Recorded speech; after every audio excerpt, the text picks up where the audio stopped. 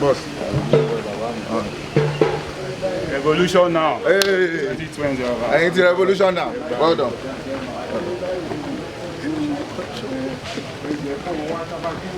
Ego.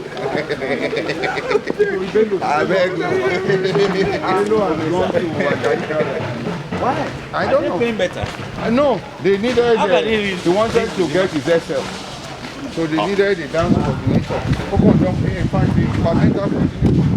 So who are you competing for somebody else? To get another fee. Very. But you have someone. I will get somebody else. Send me the name this evening. Send them. This evening, no. Nítorí mo need them for another assignment. Àwọn ọmọ ẹ wọ́n dẹ̀ ní Ọkàndé ni ó lọ fẹ́ máa lọ. Mo ní you are putting so much here. bẹ́ẹ̀ni bó wẹ̀ ń pè mí. Bẹ́ẹ̀ni. Láti tó bẹ́ẹ̀ ni màá sọ fún àwọn. No, it's not about ìṣẹ̀wé ìdè kan. Okay, bẹ́ẹ̀ni.